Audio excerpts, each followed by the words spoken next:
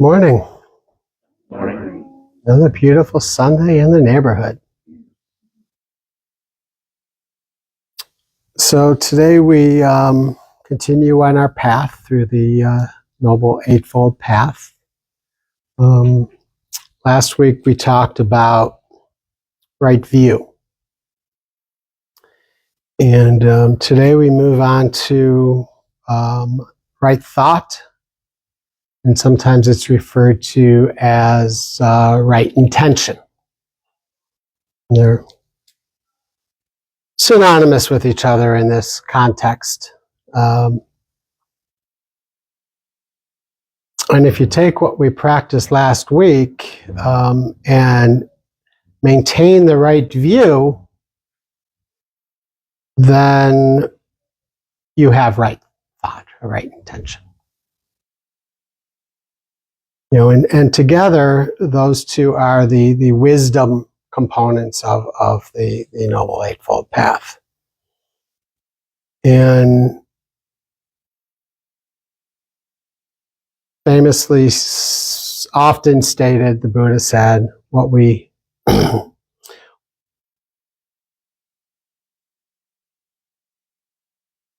frequently think and ponder becomes the inclination of the mind. I'm sure we've all seen this. I know I have in my life. If I continually to think about something, well, more or less my actions will then follow. And as I mentioned last week, intention is what brings about our karmic results.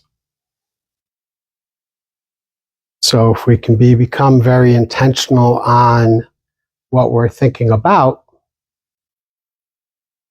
in a positive light, of course, then we in turn should have better karmic results. It's also much about renunciation, right? And then I've shared in the past, and it's often stated by the Buddha that, what we should not do is also, there's always the flip side of that of what we should do, right? So if we should not hate, we should have love and compassion, for example. And many times it's easier to recognize the feelings that we have, the sensations that we have within us, if something like hate is in our mind stream. Tend to feel yucky. We see it within other people. It's easier to identify within our own stream the negative emotions and feelings and thoughts than it necessarily is the positive ones. Because we feel good. We don't pay as close attention to those as we do the others. So what right thought, right intention really speaks to is the possibility to use our minds with resolve to free ourselves from the ignorance, the delusions, and the hatred that can become our habitual stream. And then replace those with the loving kindness and compassion.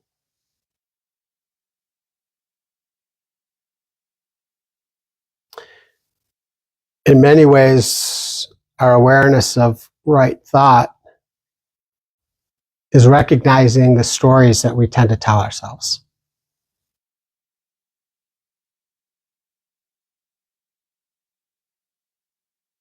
And when we're doing that, there's a lot of practices to help us get through this, but I'll briefly mention 4 of them. Okay. You're having a thought and you're feeling yucky. Ask yourself, are you sure? Is this reality or is this a perception?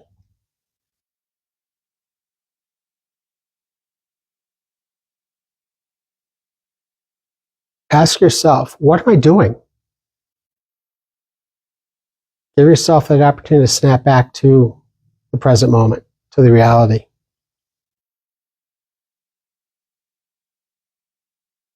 When you find yourself caught in a habitual habit, greet it with kindness. Say, hello, habit. Here you are again, my old friend. Recognize it, become aware of it.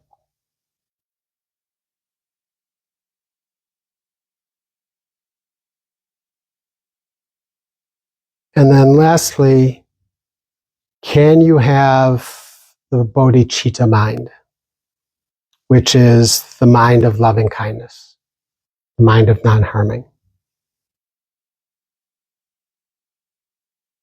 And trying just to touch it and maintain it for as long as possible in any given moment.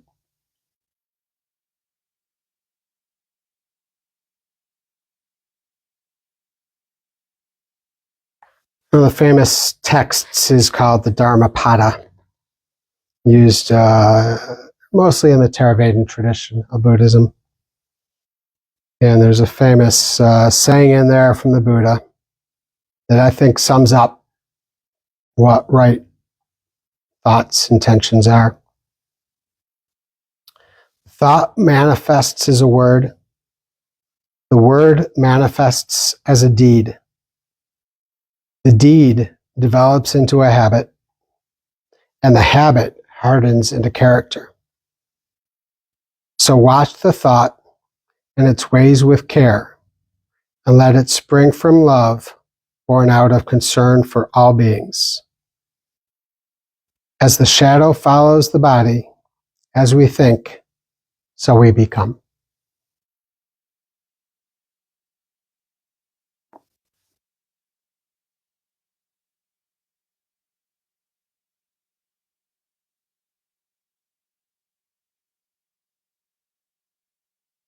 I'll leave us with that.